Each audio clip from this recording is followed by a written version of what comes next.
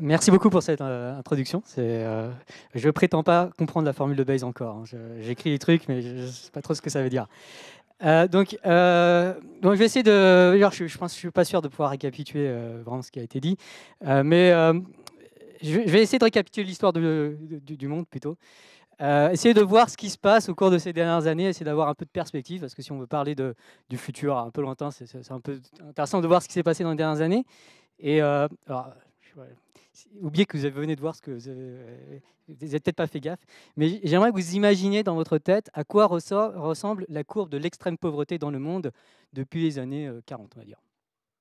Est-ce que c'est un truc qui monte plutôt, qui descend plutôt? Et je ne parle pas de la proportion, enfin, on peut aussi regarder la proportion, mais je parle du nombre de personnes en extrême pauvreté. Et voilà, est-ce que ça diminue? Est-ce que ça augmente?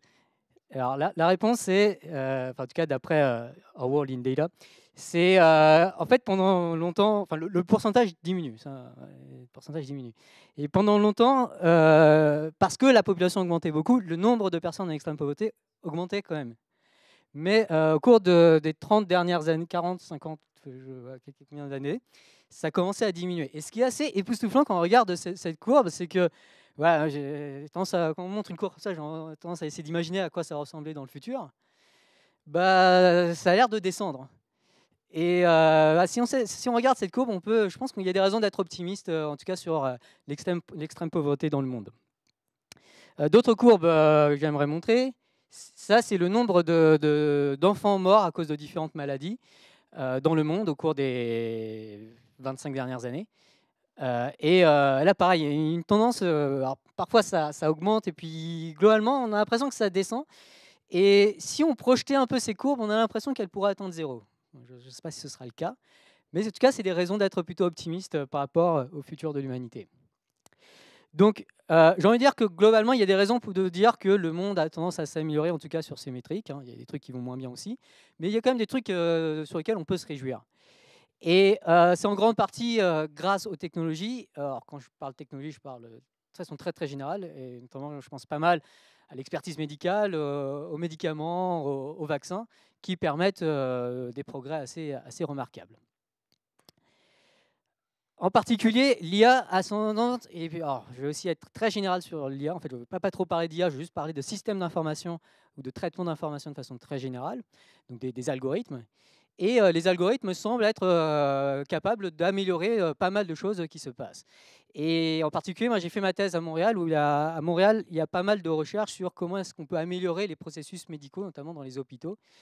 Donc il y a tout un champ de recherche qui s'appelle l'optimisation, la recherche opérationnelle. Et donc, il y a plein d'applications en optimisation, plein d'applications en optimisation des procédés, pas mal pour les entreprises.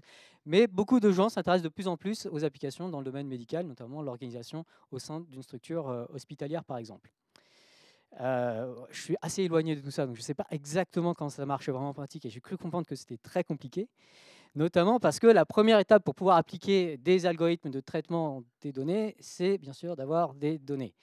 Et collecter les données, de ce que j'ai compris, c'est quelque chose de très compliqué, notamment parce que d'un hôpital à l'autre, d'une unité à l'autre, ouais, c'est l'air assez compliqué. Et en plus de cela, il y a souvent assez peu de standardisation. Or, la standardisation, c'est quelque chose d'extrêmement important parce que si chaque hôpital fait les choses à sa manière, ça va être très compliqué pour un entrepreneur de proposer une solution qui va pouvoir marcher pour plusieurs hôpitaux. Et s'il veut grossir, il va vouloir avoir plusieurs clients. Donc, il y a une phase de standardisation qui est assez compliquée aujourd'hui. Et en gros, tant qu'on n'aura pas ça, ce sera difficile de faire plus avec les systèmes de traitement de données. Mais il y a certains endroits dans le monde où ces systèmes de collecte de données médicales ont été un peu plus automatisés, un peu plus standardisés qu'ailleurs. Et ça leur a permis de faire certaines avancées. Donc bien sûr, je pense à la Californie notamment à Stanford, qui ont étudié beaucoup de choses et qui, avec l'accès à pas mal de données, ont pu lancer des algorithmes de traitement de données. Donc, vous pouvez les appeler intelligence artificielle si vous voulez, vous pouvez les appeler deep learning, machine learning, vous pouvez appeler ça planification, algorithme d'optimisation, c'est comme vous voulez. Toujours dit, c'est qu'une fois qu'on a les données, on peut parfois faire des choses avec, mais il faut avoir accès à ces données. Et en particulier, si on a vraiment beaucoup de données, eh bien aujourd'hui, on dispose d'algorithmes et de machines qui sont capables de faire des traitements de ces données qu'un cerveau humain n'est pas capable de faire, tout simplement parce qu'il faut faire beaucoup de calculs. Et typiquement, ça a permis à certaines avancées, donc, notamment dans le domaine du diagnostic. Donc là, c'est sur le diagnostic de cancer. Bon, je suis sûr que vous connaissez également ces exemples en arythmie cardiaque ou en radiologie. On en a déjà parlé, ça pose plein de problèmes parce que bon, voilà, c'est le biais de publication, hein, c'est des trucs qui marchent bien sur les données étudiées. Et il va falloir encore du temps pour pouvoir rendre ça beaucoup plus robuste, beaucoup plus solide, beaucoup plus applicable. Et notamment, il va falloir avoir accès à d'autres types de données. Mais voilà, si on se dirige vers cette direction, il semble qu'il y a en tout cas un potentiel en utilisant ce genre de méthode. Alors ça, c'est un peu, on va dire, une partie assez émergée de l'iceberg. Je vais vous parler de quelques résultats de recherche assez récents qui parlent d'autres voies de recherche, qui, à moins de ne pas avoir été attentifs, n'ont pas été beaucoup abordés dans cette conférence. Notamment, ça, c'est un travail de chercheurs de Stanford qui se sont intéressés aux effets secondaires de la combinaison de plusieurs médicaments. On sait que c'est un problème difficile. Et en fait, ce qu'ils ont fait, c'est qu'ils ont analysé plein de données médicales, parce que ce genre de données médicales est bien structuré, pour le coup, et assez relativement analysable par des algorithmes. Et ils ont fait ça pour essayer de regarder, notamment, ils ont essayé d'étudier s'il y a pas des médicaments qui sont semblables, hein, en un sens, qui ont à peu près les mêmes propriétés. Et du coup, si on sait que 2 médicaments causent un effet secondaire et qu'il y a 2 autres médicaments qui sont semblables chacun aux 2 autres médicaments, on peut essayer de prédire qu'il va y avoir potentiellement un effet secondaire avec la combinaison de ces 2 autres médicaments. Donc c'est encore un domaine de recherche tout récent, tout jeune. Ça pose des problèmes algorithmiques qui n'avaient pas encore été très étudiés jusque-là. Donc là, en l'occurrence, ça parle de Graph Convolutional Networks, donc c'est une architecture en particulier pour faire du deep learning adaptée à des structures de graphes, qui est la structure utilisée pour représenter ce genre de données médicales. Donc voilà, il faut une collaboration entre... il faut que les techniques d'algorithmique s'adaptent à tel ou tel problème pour pouvoir exploiter vraiment tout le potentiel qu'il y a dans les données. Mais en tout cas, en faisant cette analyse, ces chercheurs ont réussi en tout cas, ont fait des prédictions.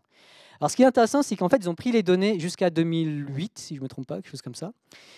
Donc, ils ont pris uniquement les données qui existaient avant 2008, et ils ont essayé de prédire des effets secondaires à partir de ces données avant 2018, avant 2008.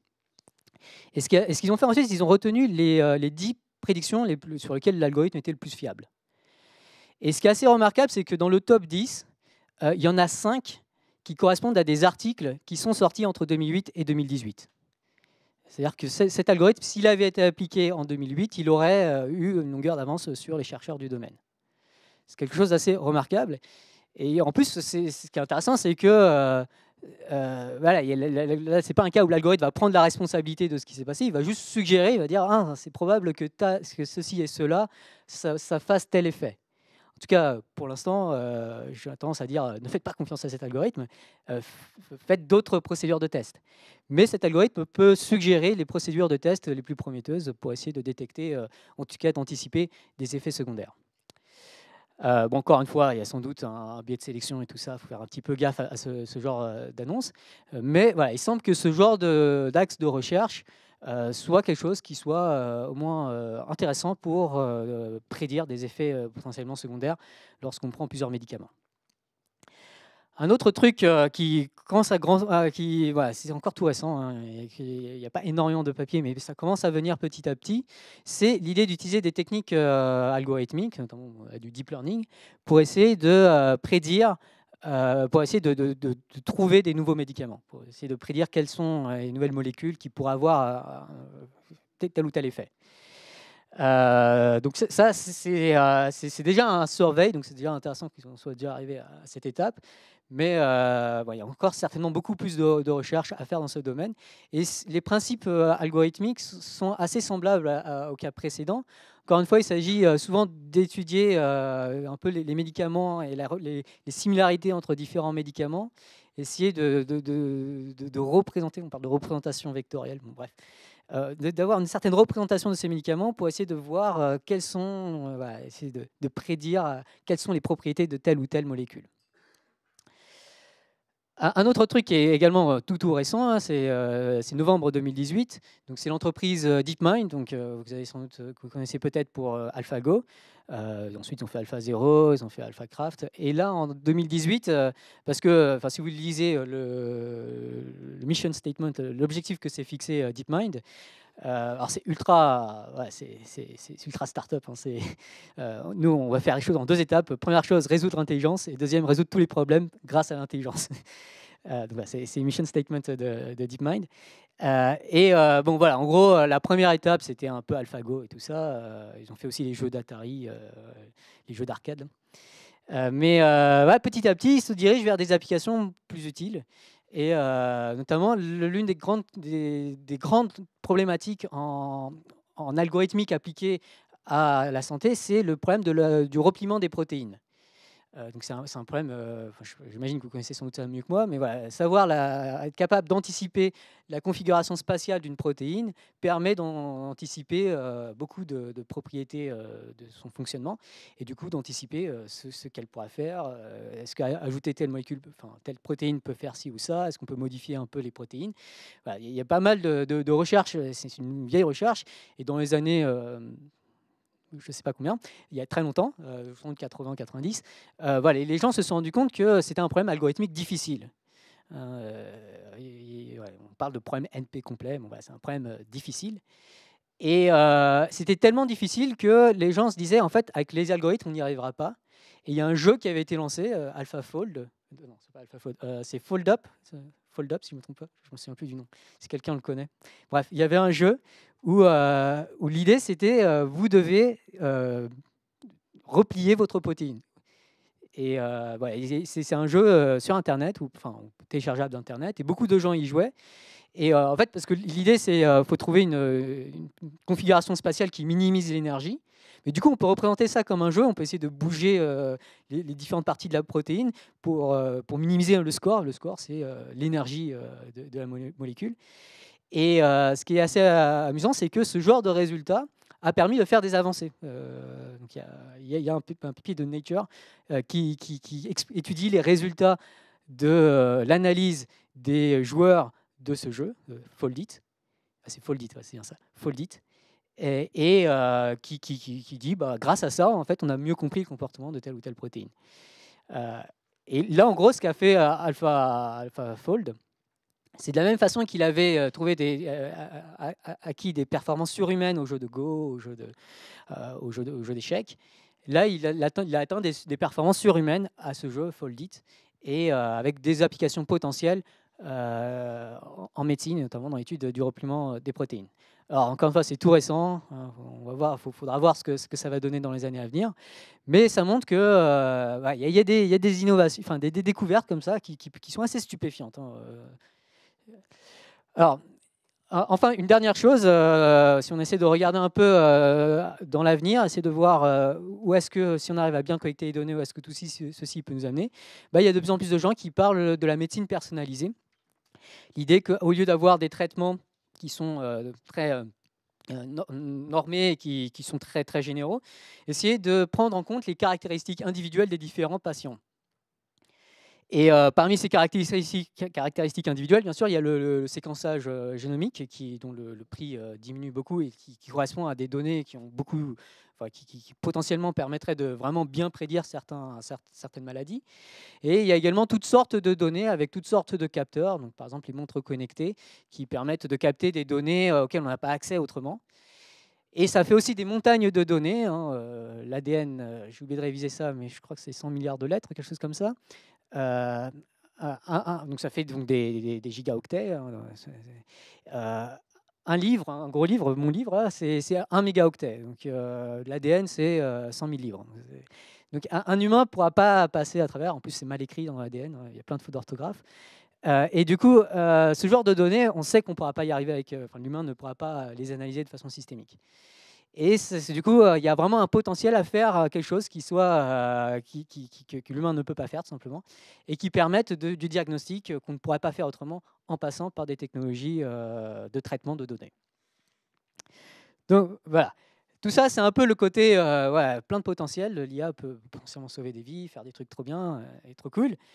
Mais il faut faire gaffe également, parce que l'IA comporte également des risques et potentiellement d'énormes risques. Donc, on va passer à la partie moins marrante. On va commencer par un dilemme. On va voir pas mal de dilemmes moraux dans cet exposé. Donc, comme vous savez peut-être que aujourd'hui, l'une des maladies les plus mortelles, c'est la malaria. La malaria tue des centaines de milliers, donc un demi-million de personnes par an, quelque chose comme ça. Donc ça fait beaucoup de morts et ça touche des centaines de millions de personnes au monde. Donc c'est une maladie qui est vraiment horrible, hein. C'est des centaines de millions, c'est plus que la population française. Et beaucoup de gens se sont posés la question de comment est-ce qu'on peut lutter contre ça et diminuer drastiquement, améliorer la santé mondiale de façon assez drastique. Donc il y a pas mal de propositions, hein. Tout simplement acheter des moustiquaires, en fait, ça aide énormément contre la malaria et ça coûte pas cher en plus et c'est facile d'implémentation. Mais il y a des gens qui voudraient vraiment éradiquer la malaria de la même façon qu'on a éradiqué d'autres maladies grâce au vaccin. L'une des solutions qui est proposée, ça consiste à faire de l'ingénierie génétique. Et notamment, l'une des possibilités, ça serait juste d'exterminer les moustiques. Donc, il pourrait être possible de faire une modification d'un moustique avec des technologies d'édition génétique qu'on a maintenant comme CRISPR-Cas9, où on pourrait modifier le génome de certains moustiques, faire en sorte que ces moustiques se reproduisent beaucoup plus et que les moustiques qui ont ce génome et qui sont mâles soient stériles. Et du coup, après quelques générations, et en fait après assez peu de générations, parce que ce genre de croissance est exponentielle, donc ça va très vite, en l'espace de quelques années seulement, voire moins, il serait possible de rendre en fait toute la population de moustiques, la proportion de moustiques mâles stériles de plus en plus grand, jusqu'à atteindre 100%. Et une fois que tous les moustiques mâles sont stériles, il n'y aura plus de nouvelles générations de moustiques. Voilà, c'est un des projets qu'ont certaines entreprises. Et voilà, je sais que la malaria, je sais que c'est des centaines de millions de personnes infectées. Je sais que c'est des centaines de milliers de morts par an. Mais il faut reconnaître que ça aussi, ça comporte quand même pas mal de risques et que c'est pas facile de se dire, bon, on va y aller avec cette solution. Alors, qu'est-ce qui pourrait permettre de mieux comprendre ce problème? C'est une question qui, je pense, est intéressante. Pour savoir ce qu'il vaut mieux faire, ça serait intéressant, par exemple, de savoir est-ce qu'il y a d'autres alternatives qui seraient aussi efficaces que faire ça. Et en effet, il y a des gens qui travaillent, par exemple, sur le fait de non plus rendre les moustiques mâles stériles, mais de les rendre résistants aux parasites de la malaria pour éviter qu'ils transmettent ceci. Probablement, ça risque de prendre plus de temps. Donc si on retarde la décision, il faut bien se rendre compte que pendant ce temps, il y a potentiellement des millions de gens qui vont mourir. Et du coup, choisir de ralentir le truc, indirectement, c'est assez bizarre à dire, mais indirectement, ça pourrait conduire à un peu dire, les gens qui vont tomber malades dans les prochaines années, tant pis pour vous. Donc c'est un problème très compliqué. Et ce sur quoi j'ai envie d'insister, c'est que c'est un problème aussi qui a beaucoup d'effets secondaires. Bien sûr, si on extermine les moustiques, ça ne va pas laisser l'environnement indifférent. On va changer drastiquement les écosystèmes, et sachant que les moustiques sont une partie importante de tous les écosystèmes, notamment en Afrique et en Asie, on aurait un impact environnemental assez énorme. Et il n'est pas clair qu'il soit bénéfique, hein. Il pourrait qu'il soit assez néfaste. Donc là, ça sera un effet secondaire, c'est-à-dire qu'on a choisi cette chose pour soigner la malaria, mais en voulant atteindre cet objectif, on aurait causé des effets secondaires potentiellement mauvais. Alors là, j'ai parlé d'un effet secondaire néfaste, mais il y a aussi des effets secondaires potentiellement bénéfiques à ce genre de traitement. Notamment, la malaria, aujourd'hui, touche donc énormément, en particulier les jeunes.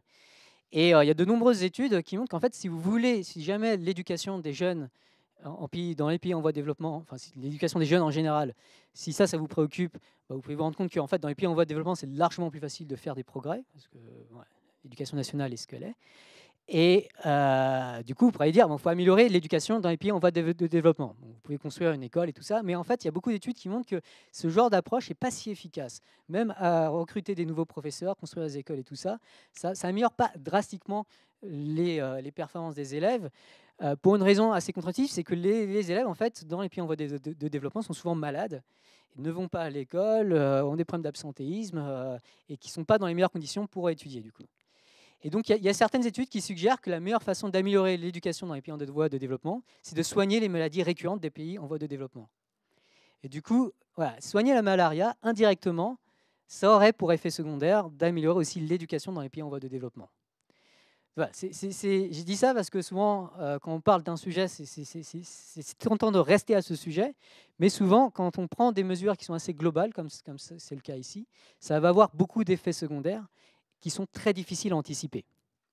Et il faut prendre le temps de réfléchir, il faut faire des conférences, donner des présentations et prendre le temps de réfléchir chez soi ensuite sur toutes ces questions pour vraiment essayer de se faire une meilleure idée et de ne pas en rester à l'idée instinctive qu'on pourrait se faire lorsqu'on présente le problème pour la première fois.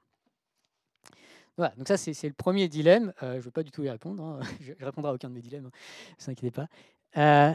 Le deuxième, c'est les données personnelles.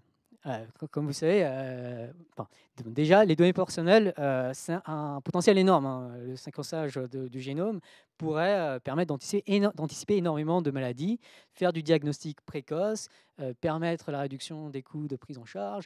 Voilà, enfin, j'imagine que vous comprenez tout ça beaucoup mieux que moi. Donc, les données personnelles, c'est quelque chose qui a un énorme potentiel.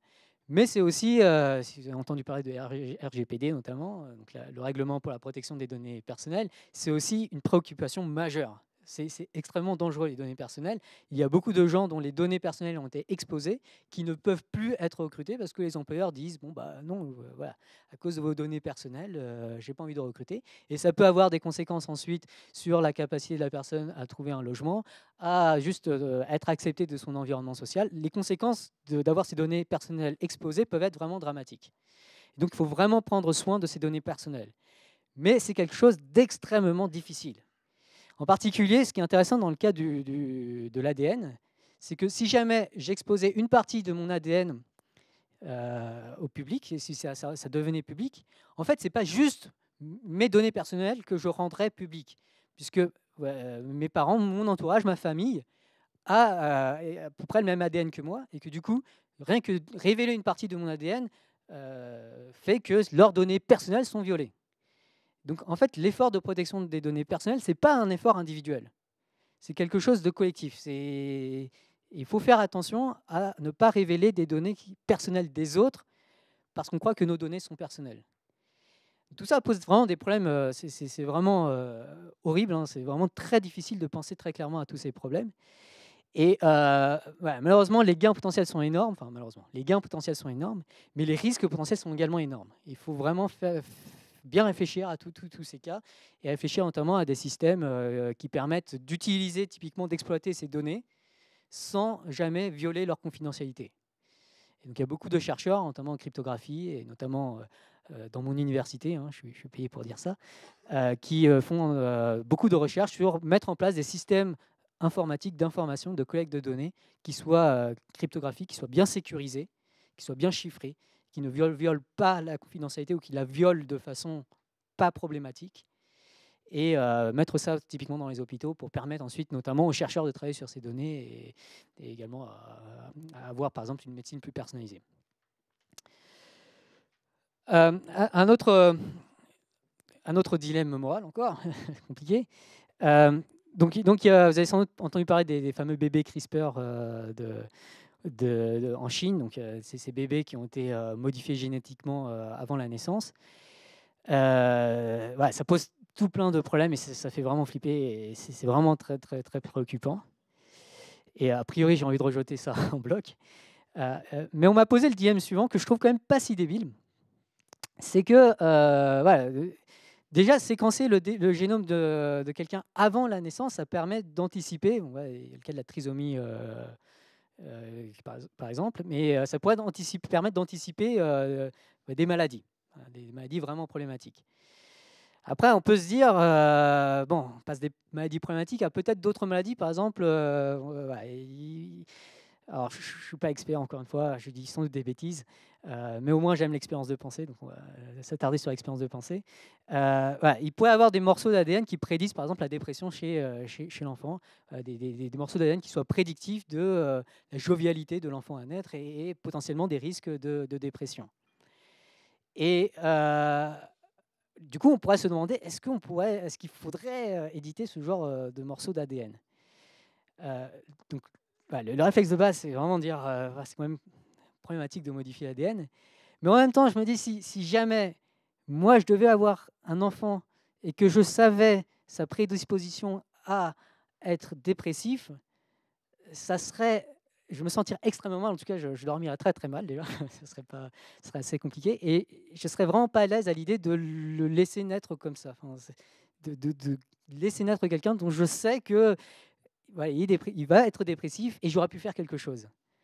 Je pense que c'est un dilemme moral pas si facile.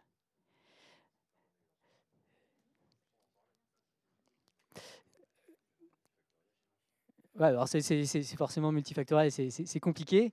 Donc je prends juste l'expérience de pensée et bon, imaginons qu'on soit capable de mieux comprendre tout ça dans l'avenir et de mieux maîtriser les risques et tout ça. Donc c'est très compliqué. Mais ouais. En tout cas, je trouve la réflexion. Voilà. Du coup, on peut aussi faire un pas en arrière et se dire, bon, clairement aujourd'hui, on n'y est pas du tout. Enfin, de toute façon, c'est impossible aujourd'hui. Mais est-ce qu'on est-ce qu'on oserait aujourd'hui vraiment fermer complètement la porte à ça? Enfin, c'est le cas aujourd'hui. Sachant que voilà, si jamais, ça revient à fermer la porte à ce qui est ce genre de réflexion dans le futur aussi. Voilà, comment réfléchir à ça?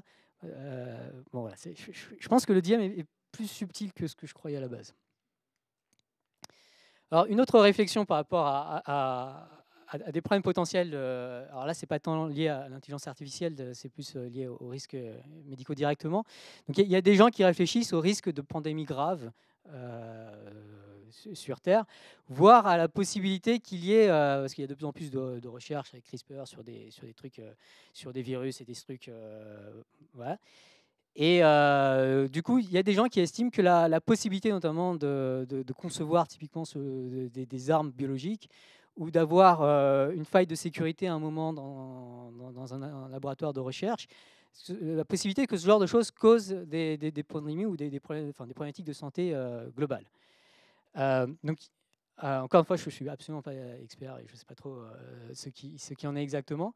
Mais voilà, il y a des gens en tout cas qui se posent ce genre de questions. Et en tout cas, le mouvement 80,000 Hours, qui est un mouvement qui réfléchit pas mal à quelles sont les priorités aujourd'hui morales et les choses sur lesquelles il faut travailler, et notamment comment éviter des risques majeurs, sont particulièrement préoccupés par ce genre de choses. Voilà, je vais laisser le truc assez largement en suspens. Un autre truc qui est beaucoup plus, on va revenir à des trucs un peu plus d'aujourd'hui. Un autre truc qui pourrait être en tout cas considéré de plus en plus préoccupant, c'est les problèmes d'addiction au téléphone. Moi, personnellement, c'est un truc que je trouve horrible par rapport à moi-même. Je suis incroyablement addict à mon téléphone et j'ai des applications pour m'empêcher d'utiliser Twitter en particulier la nuit. J'ai déjà fait l'expérience où je quittais les réseaux sociaux pendant mes vacances et je dormais beaucoup mieux. Et dès que j'ai rallumé Twitter, je dormais moins bien. Voilà. Et je me demande si ça ne peut pas être considéré comme un problème de santé. Il y a des... Alors, j'ai entendu parler d'études en neurosciences qui montraient que les zones activées au moment de l'addiction au téléphone étaient semblables en fait à d'autres produits addictifs, notamment les drogues. Et du coup, est-ce que sinon c'est pas un problème de santé très généralisé qui touche aujourd'hui des milliards de personnes? Et est-ce qu'il ne faudrait pas faire des choses pour, par exemple, rendre ces systèmes moins addictifs? Mais c'est très compliqué, hein, c'est pas évident. En tout cas, c'est potentiellement un problème de santé publique et vous avez l'air d'accord. Ouais, donc ouais. Pour les enfants. Alors, clairement, pour les enfants. L'autre truc alors déjà, moi, je le ressens pour moi. Alors, peut-être que je suis encore un enfant. Mais je ressens vraiment le problème pour moi. Moi, j'essaie de me traiter à ma manière. Mais je pense que ça a aussi des conséquences, ce genre de choses. Voilà, on a tendance à avoir plus de mal peut-être à se concentrer, à avoir des réflexions plus longues, à être plus dans l'instantanéité. Bon. Ouais, typiquement pour les étudiants, pour réfléchir.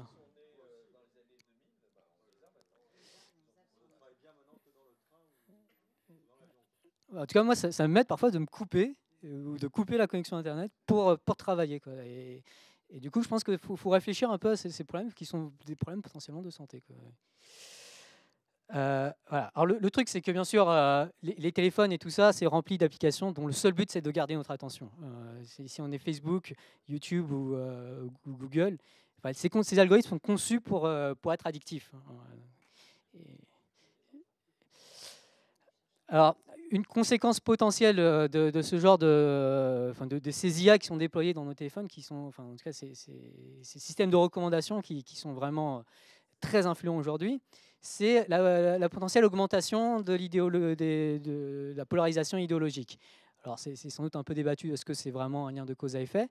Mais voilà, on observe, en tout cas, il y a beaucoup d'études qui observent que la polarisation idéologique augmente dans de plus en plus de pays à travers le monde, en tout cas aux États-Unis, et où typiquement les républicains considèrent maintenant que les démocrates sont un danger pour les États-Unis et vice-versa. Donc, des deux côtés, il y a vraiment ce phénomène de polarisation. Alors moi, je suis un énorme utilisateur de Twitter et ça, je l'observe un tweet sur deux, quoi. Il y a beaucoup de tweets qui sont extrêmement polarisés, qui vont uniquement dans un sens, et c'est très difficile d'avoir une vision. Ouais. On a tendance à s'enfermer dans ce qu'on appelle des bulles informationnelles, des filter bubbles, et qui nous renferment dans nos opinions et qui sont capables de renfermer certaines personnes dans des opinions qui peuvent être très, très, très problématiques. Donc, par très problématique, j'entends un truc, enfin, je pense à un truc en particulier, puisqu'on parle de santé. Par exemple, les mouvements de remise en cause de la médecine, et en particulier le mouvement anti-vax, est un mouvement extrêmement enfin, qui grandissant et qui me semble extrêmement favorisé par les réseaux sociaux et en particulier par les systèmes de recommandation des réseaux sociaux, et en particulier de YouTube. Et YouTube est extrêmement influent. Il y a une statistique à laquelle j'ai eu du mal à croire, c'est qu'aujourd'hui, il y a plus de vues sur YouTube que de recherches sur Google. Et la majorité de ces vues sur YouTube sont recommandées par l'algorithme de recommandation de YouTube. Donc cet algorithme, rien qu'en exposant les gens à telle ou telle information, sont capables de grandement influencer la manière dont potentiellement des millions, voire des milliards de personnes pensent tel ou tel sujet. Et ça pose des problèmes de santé potentiellement majeurs. En tout cas, sur les vaccins, il y a donc le Monde a titré récemment que, par exemple, l'UNICEF s'alarme du retour de la rougeole, pour lequel il existe un vaccin. Et le mouvement anti-vax semble poser un problème de santé publique. Et les algorithmes de recommandation semblent amplifier ce phénomène. Ce n'est pas tant que ces vidéos anti-vax ont beaucoup de vues, c'est qu'elles sont recommandées à des gens qui sont dans des situations où ils vont être facilement convaincus. Et l'information est très personnalisée. Je pense que c'est important de garder ça en tête. Et ça a d'autres conséquences si on regarde sur le long terme. Ça fait qu'il y a des sujets qui sont juste beaucoup plus viraux sur les réseaux sociaux, sur lesquels les gens cliquent beaucoup plus et like beaucoup plus et partagent beaucoup plus, qui vont beaucoup plus se propager, et les algorithmes de recommandation vont se dire bon bah ça, ils vont aimer, donc du coup je vais lui proposer. Et tous ces sujets très viraux vont prendre toute la place médiatique, ce qui fait que beaucoup d'informations ne seront pas mises en avant par ces algorithmes de recommandation. Donc il y a un terme que j'ai découvert récemment que je trouve vraiment cool, qui s'appelle le terme de mute news, donc des nouvelles éteintes, enfin, mute, mise en silencieuse, quoi. C'est le fait qu'il y ait des nouvelles qui sont importantes, ou en tout cas des informations qui sont importantes. Donc là, je pense typiquement au problème de changement climatique, sur lequel beaucoup de scientifiques sont au moins préoccupés, si ce n'est alarmistes. Ce genre de nouvelles, ce n'est pas forcément ce qui va être mis en avant par les algorithmes de recommandation, sauf bien sûr si vous êtes écolo. Et du coup, ça fait que des sujets qui sont importants ne sont pas les sujets de société. Et ça, je pense que c'est aussi un problème de santé publique, alors peut-être à long terme du coup, puisque si on pense aux problèmes climatiques, ou par exemple à la pollution de l'air, ou des choses dans le genre, ça a des effets sur la santé. Du coup, je pense que c'est important de réfléchir un peu à ça et à essayer de mieux préparer le futur en se concentrant en particulier, en réfléchissant au moins à ce que font les algorithmes de recommandation aujourd'hui et à ce qu'ils pourraient faire de mieux, on va dire. Donc voilà. Donc tout ça, c'est un petit peu tiré à l'extrême par la série Black Mirror, que j'aime bien, donc je l'ai mis à l'écran. Ça m'amène à une autre partie de l'exposé, c'est une question que je me pose de plus en plus et qui me semble de plus en plus urgente.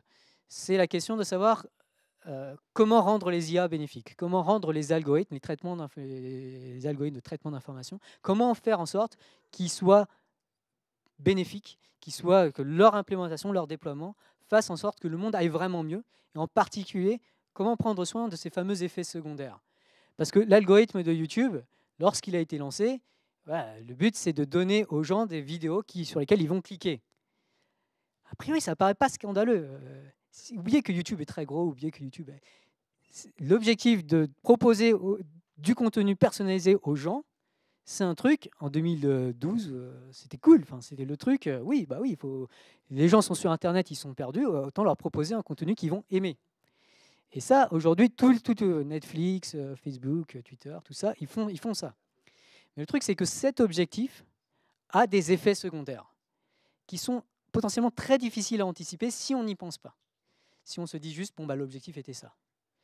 Donc, dans le déploiement des intelligences artificielles, je pense que c'est très important de se poser la question de ces fameux effets secondaires. Donc, en particulier, aujourd'hui, il y a de plus en plus d'algorithmes, et en particulier les algorithmes de recommandation, qui sont des algorithmes qui suivent ce qu'on appelle l'apprentissage par renforcement. Donc l'apprentissage par renforcement, bah, c'est comme pour les animaux et comme pour les humains. L'idée, c'est de donner des punitions à un algorithme quand il fait un truc pas bien et lui donner une récompense quand il fait un truc bien. Voilà. Et c'est vrai, c'est ce modèle qui semble être beaucoup utilisé aujourd'hui, en tout cas dans le domaine de système de recommandation. Et beaucoup de chercheurs, enfin en tout cas, il y a des chercheurs en intelligence artificielle qui pensent que ce genre d'algorithme, potentiellement, on va en voir de plus en plus.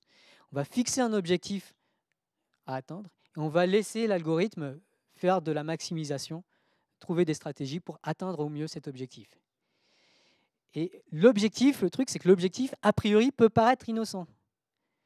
Mais atteindre cet objectif risque de causer des effets secondaires majeurs. Voilà, donc c'est un truc qui a été déjà étudié en fait d'une certaine manière, notamment par un économiste qui s'appelle Goodhart, donc je ne me souviens plus de son prénom, qu'on appelle la loi de Goodhart, et quelque chose qu'en fait vous pouvez observer bien au-delà du monde algorithmique, qui dit que quand une mesure devient un objectif, elle cesse d'être une bonne mesure. Ça, c'est un truc qui fait que désormais je suis assez obnubilé par tout ce qui est métrique, et faire gaffe aux conséquences notamment de juste mettre en avant cette métrique. Et ça, les conséquences voilà, sont vraiment énormes. Donc typiquement, un des trucs, je ne connais pas très bien le domaine de la santé encore une fois, mais par exemple dans le domaine universitaire, il y a un truc qui est apparu, qui s'appelle le classement de Shanghai. Et désormais, les universités ne raisonnent que par rapport à ça. Il y a vraiment le classement de Shanghai est devenu quelque chose d'extrêmement important, et des stratégies sont mises en place pour atteindre ce classement de Shanghai. Dans le monde de la recherche, c'est le nombre de publications, des métriques comme le H-index par exemple, pour ceux qui connaissent. Ça, c'est devenu ultra important. C'est-à-dire que si vous cherchez un poste universitaire aujourd'hui, le premier réflexe des recruteurs, c'est de regarder le H-index. Et si le H-index est très bon, bah, ils vont vous inviter. S'il est bon, bah, peut-être. Et s'il est mauvais, c'est fini. Et ça conduit à des incitatifs, à des effets secondaires absolument énormes. Aujourd'hui, les gens veulent publier. Et beaucoup de chercheurs se mettent dans des dispositions pour publier le plus facilement possible. On s'intéresse souvent beaucoup plus à la publication qu'au contenu de la publication. Il y a beaucoup de réflexes, par exemple. Ça, c'est un truc que quand j'étais chercheur, je faisais aussi. Hein. J'ai démontré un théorème et je me dis, mais est-ce qu'il n'aurait pas une application par hasard, ce théorème? Et puis si je trouve une application, j'écris une introduction en disant voilà tel problème, j'ai réfléchi à tel problème et je survends le truc, je mets du deep learning partout, je survends mon papier. Et ça, c'est des trucs que les chercheurs font. Il y a un autre truc, typiquement, que les chercheurs, parce que notamment dans les sciences empiriques, on s'intéresse beaucoup à un truc qui s'appelle la p-value, le fameux seuil de significativité, de statistiquement significatif. Ouais, le fait de donner ça comme étant un standard de la science ou un seuil important à atteindre pour pouvoir être publié notamment, fait que de nombreuses personnes se sont adaptées à ça et il y a des stratégies de p-hacking qui ont été mises en place et les gens ont donné énormément d'importance à la p-value et les statisticiens sont un peu énervés. Ils ont publié un truc avant-hier dans Nature en disant on y en a marre de la p-value, en gros. Mais voilà, le fait d'avoir cette métrique change le comportement de beaucoup de gens et a des effets secondaires absolument majeurs.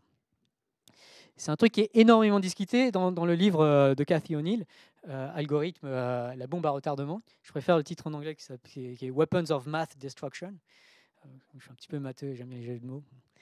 Et l'idée de ce livre, c'est d'étudier pas mal de cas où en fait il y a eu quelque part une métrique qui a été utilisée au bout d'un moment, calculée sans doute par un algorithme que les gens ne comprenaient pas forcément.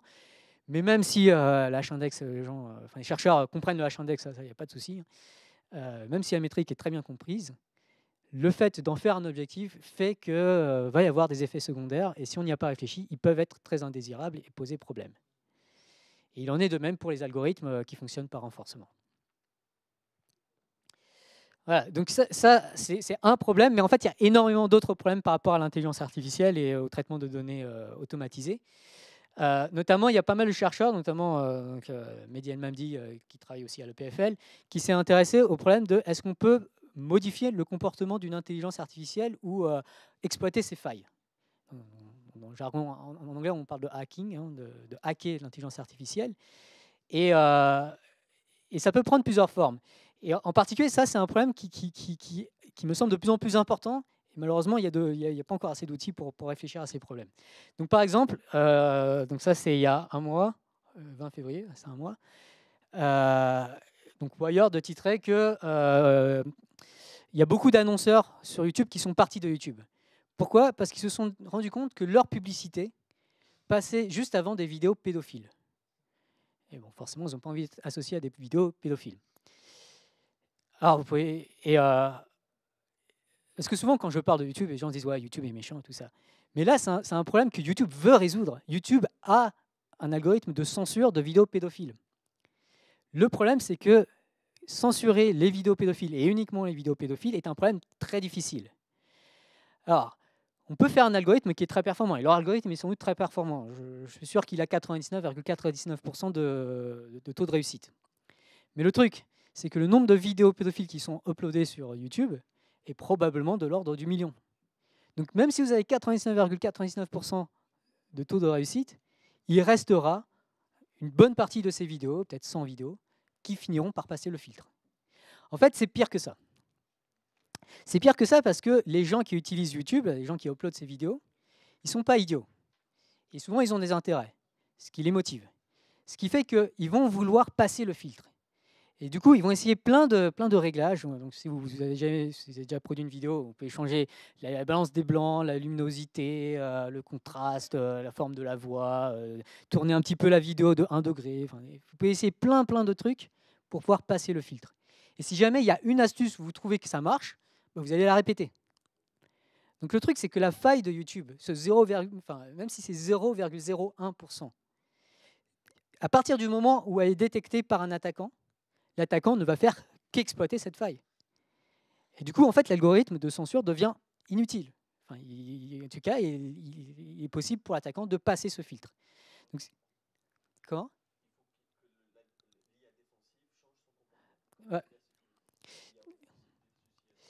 Ouais. Donc, ce que je viens de présenter, c'est ce qu'on appelle l'attaque par évasion.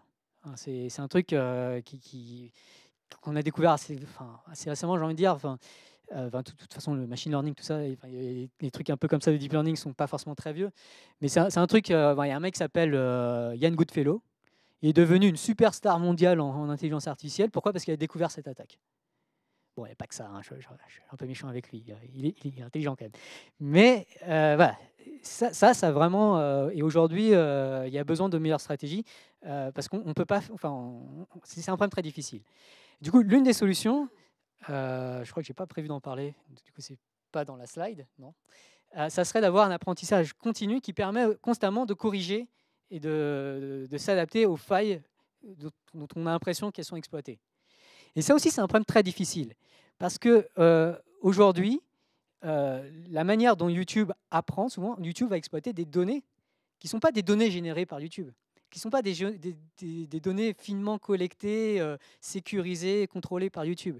Les données de YouTube sont les vidéos uploadées par les utilisateurs de YouTube. Ce sont les likes, les commentaires que les gens laissent sur la plateforme YouTube. YouTube dépend de ça. L'algorithme de recommandation, c'est un algorithme qui dépend énormément de ça. Et donc, s'il apprend en continu, il peut apprendre des mauvaises choses. Donc, typiquement, une des idées de base, c'est que YouTube devrait recommander des vidéos qui ont beaucoup de likes. Et en fait, dès que les gens se rendent compte de ça, ils vont liker les vidéos qu'ils veulent partager, enfin, qui veulent rendre virales, que ces vidéos soient bien ou mal, et ainsi de suite. D'ailleurs, un truc que j'ai oublié de dire sur les vidéos pédophiles, c'est que non seulement elles passent le filtre, mais elles ont été recommandées par l'algorithme de YouTube. Ils se sont rendus compte que l'algorithme de YouTube t'entend recommander ce genre de choses. C'est pas parce que le YouTube adore la pédophilie. C'est juste que le problème de contrôler ce qui se passe est extrêmement difficile. Quand on a des systèmes comme ça, qui font des milliards de calculs et de suggestions à chaque moment, qui sont des réseaux de neurones, qui ont des millions de paramètres, voilà, si j'essayais d'écrire ça dans un livre, ça ferait 1 milliard de livres. C'est des choses qu'on ne peut pas lire. Et c'est du coup, la compréhension de ces systèmes est très, très, très complexe.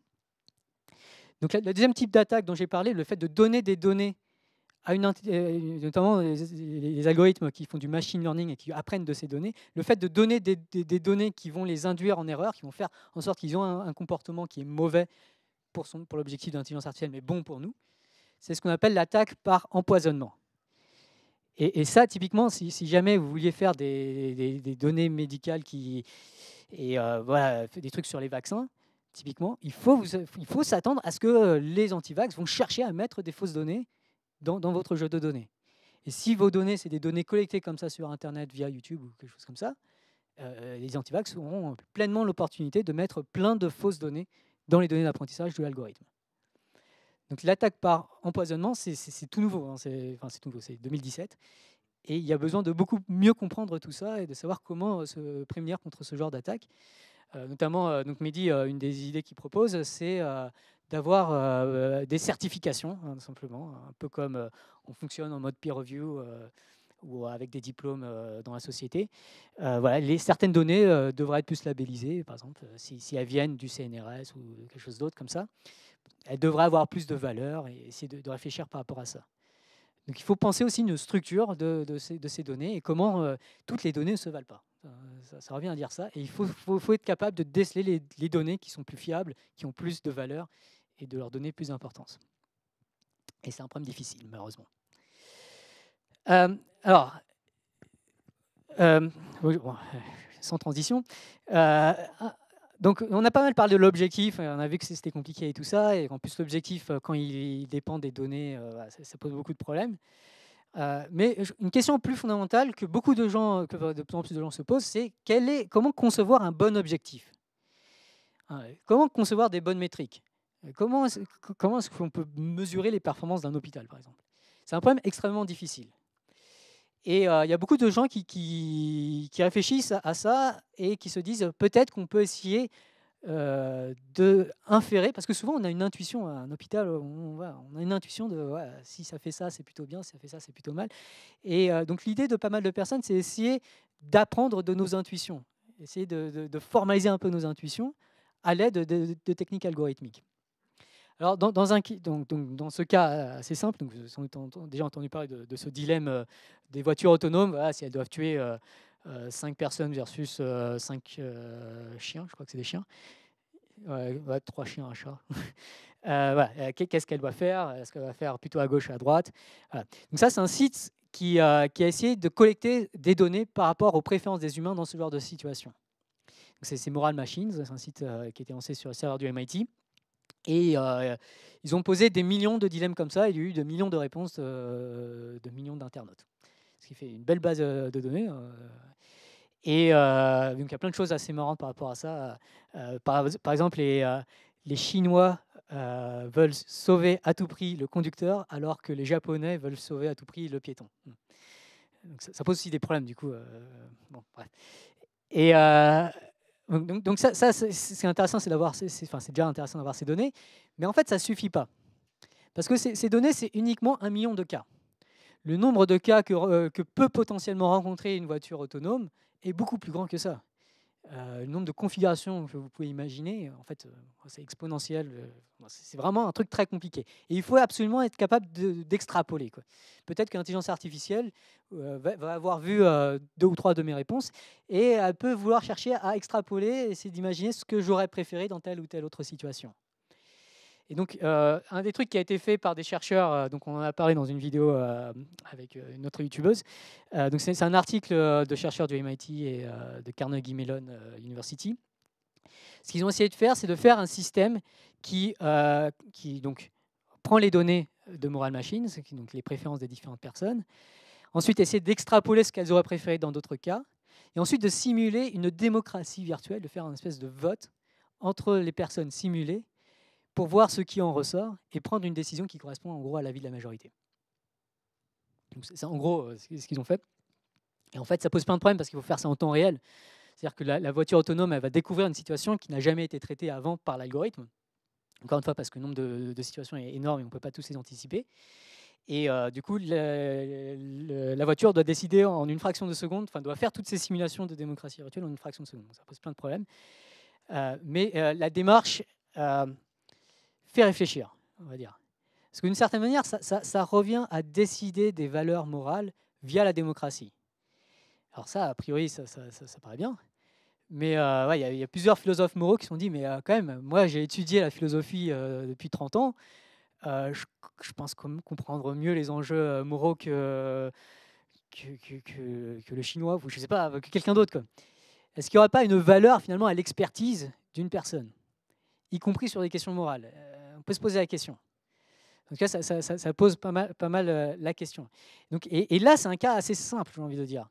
Quand il s'agit de recommander une vidéo YouTube, savoir si telle ou telle vidéo a un effet vraiment problématique ou pas sur ce que la personne va finir par comprendre, ce qu'elle va se mettre à faire, c'est un problème tout de suite beaucoup plus compliqué. Et si on fait un vote démocratique, je ne sais pas où ça va aller. Enfin, c'est pas forcément rassurant. Et du coup, on peut se demander, est-ce qu'il n'y a pas des façons de pas aller directement avec vote démocratique, mais un truc peut-être au moins plus informé, des versions un peu plus informées de la démocratie. Surtout que dès qu'on parle de sujets importants, de sujets de société, donc là, le truc des voitures autonomes, c'est que c'est finalement encore assez théorique. Et du coup, on a tendance à pas trop s'engueuler dessus. Mais sur plein de sujets, voilà, si vous êtes sur Twitter, vous savez que parfois les gens débattent de manière un peu énervée. Et en fait, il n'y a pas que ça. Il y a d'autres choses. Il y a énormément, toute une littérature sur le fait qu'on raisonne souvent très mal. Ce qu'on appelle les biais cognitifs. Donc le livre de gauche, c'est le livre de Daniel Kahneman, Thinking Fast and Slow. C'est un prix Nobel d'économie qui est sans doute parmi les 4 celui qui est le plus connu. Je recommande vivement. Et qui montre que typiquement, on a plein de biais cognitifs et juste la manière dont on va nous présenter un problème va déterminer notre réponse plus que notre intuition. Enfin, voilà, il y a plein de trucs un peu bizarres comme ça. Et du coup, si on part de nos intuitions morales immédiates, il y a de bonnes chances que c'est des trucs qu'on risque de regretter au moins. Voilà, et je recommande aussi tous les autres livres qui sont très intéressants. Du coup, comment faire en sorte de décider collectivement, de façon assez démocratique, de nos préférences, sachant qu'on a des préférences qu'on finirait par regretter si on réfléchissait? On se rend tout de suite compte que c'est un problème assez compliqué.